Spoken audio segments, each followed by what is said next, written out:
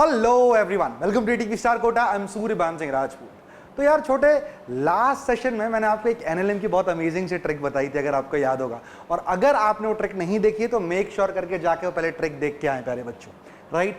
इस सेशन में मैं एक सुपर ट्रिक लेके आया हूं, एक बहुत ही इंपॉर्टेंट टॉपिक की, that is trick to solve rain man problem. कई बच्चे इसमें बहुत ज्यादा कंफ्यूज रहते हैं, उनको समझ में नहीं आता कब रिस्पेक्ट पूछा है, कब क्या निकालने को बोला गया है, राइट। तो इसके लिए मैं आपको एक ब्रह्मास्त्र दूंगा, उस ब्रह्मास्त्र को आपको ध्यान से अप्लाई करना है और ये आपके किसी भी सवाल को हर लेगा, आपकी किसी भी समस्या को ये हर लेगा।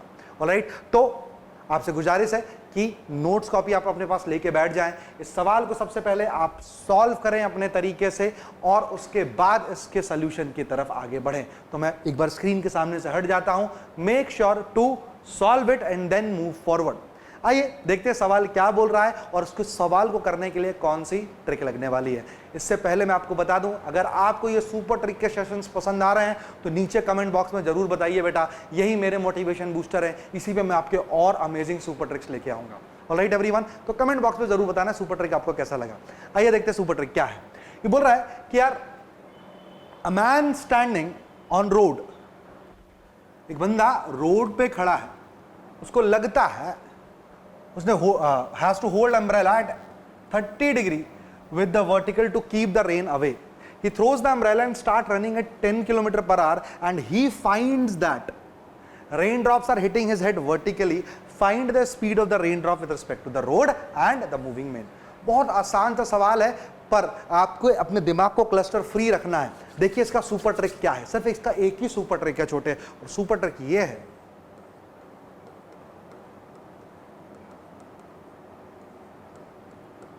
सुपर ट्रिक ये है कि चाहे कुछ हो जाए, velocity of rain with respect to ground will always be fixed. क्या super trick? That velocity of rain with respect to ground will always be fixed. बस सिर्फ इसी एक चीज से मैं सवाल को सॉल्व कर लूंगा। जरा देखना ध्यान से, क्या लिख सकता हूं बेटा मैं? Velocity of rain with respect to man will be velocity of rain with respect to ground minus velocity of man with respect to ground. Yes sir, मतलब वी आर जी जो है चीते, वो किसके बराबर है बच्चे? V R M plus V M G के बराबर है छोटे। बोल हाँ या ना? बिल्कुल सही है। और मतलब ये समझ में आया कि इन दोनों का vector sum V R G है, और वी आर जी कैसा रहने वाला है? फिक्स्ड रहने वाला है। वी आर जी कैसा रहने वाला है? फिक्स्ड रहने वाला है। देखना ध्यान से। तो यार अब सवाल है कि एक बंदा जब खड़ा है, स्टैंडिंग है, तो क्या महसूस कर रहा है कि 30 डिग्री से पानी गिर रहा है, मतलब आसमान से जो बरसात आ रही है, that is velocity of rain with respect to ground, वो तो या तो ऐसे 30 डिग्री आ सकती है या तो ऐसे भी तो 30 डिग्री आ सकती है कि नहीं। यहां पे मैक्सिमम बच्चों को कंफ्यूजन होता है। क्लियर है? क्लियर है सर, दोनों डायरेक्शन हो सकती है। लेकिन जब वो बंदा दौड़ने लग गया, जब इसकी वेलोसिटी मान लेते इस डायरेक्शन में आ गई, ये हो गया velocity of man with respect to ground. Clear है कि नहीं? तब इसको पता चलता है क्या कि भाई he finds that rain drop is are hitting his head vertically. इसको लगता है, इसको महसूस होता है। That means what?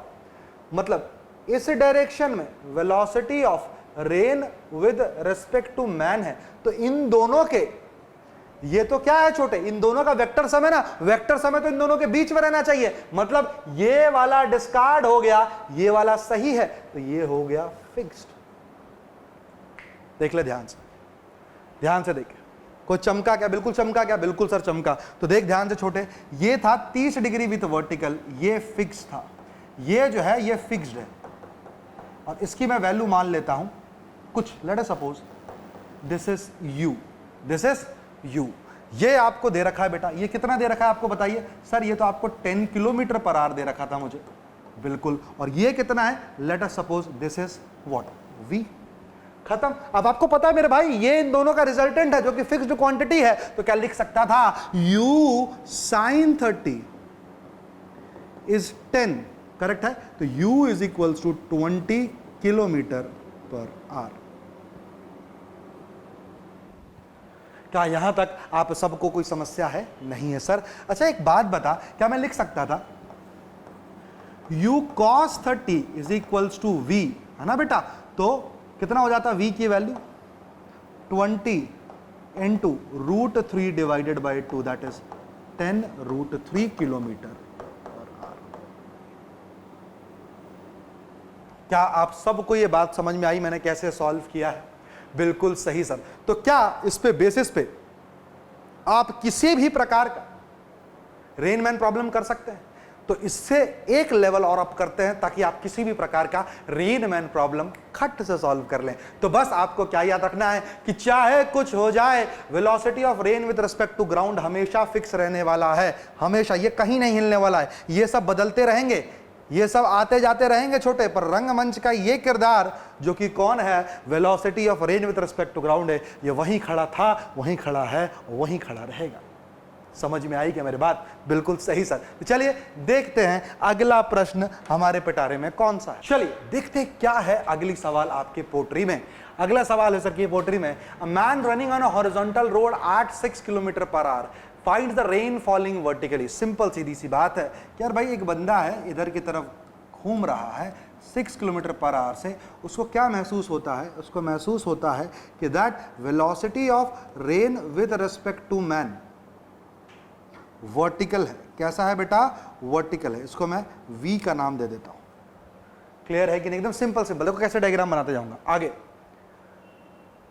He doubles his speed and find that raindrops make an angle 37 degree with the vertical। तो जरा सोचो, ये अपनी स्पीड को तेज करेगा, ये अपनी स्पीड को तेज करेगा। तो एक बात बताओ, एक बात तो कंफर्म है क्या कि इन दोनों के बीच में कहीं, मैं इसको एक अलग कलर से बना देता हूं ताकि आपको और क्लैरिटी हो जाए, इन दोनों के बीच में कहीं velocity of rain with respect to ground होगा एंगल थीटा के साथ, और चाहे कुछ हो जाए ये फिक्स्ड रहने वाला है। क्या क्लियर है मेरी बात कि नहीं? बिल्कुल सही सर। अब एक बात बताओ, जब ये बंदा अपनी स्पीड को तेज करेगा तो ये वाली चीज कहां शिफ्ट होगी? बस याद रखना बेटा, इसकी तरफ, ये इसकी तरफ आने लगेगा। जैसे जैसे आप तेज दौड़ते हो तो बरसात आपकी तरफ आना हिट करना स्टार्ट कर देती है ना बेटा? तो क्या मैं बोल सकता हूं जब ये स्पीड, नहीं ये तो फिक्स्ड है, पेन, जब ये स्पीड कितनी कर लेगा बच्चे बता मुझे? ये जब कर लेगा 12 किलोमीटर प्रति आवर, तो उसको क्या महसूस हो रहा है कि अब जो बरसात है वो 37 डिग्री विद वर्टिकल से आ रही है। तो एक तो तरीका हो सकता था ऐसे बना लो या फिर ऐसे बना लो, पर बनेगा कैसे बेटा? स्पीड बढ़ाने पे बरसात उसकी तरफ आती हुई नजर आएगी, बरसात ऐसे जाने लग जाएगी। क्लियर है या नहीं है? रीजन उसका क्या है बेटा? रीजन उसका क्या है? Velocity of rain with respect to man क्या होगा?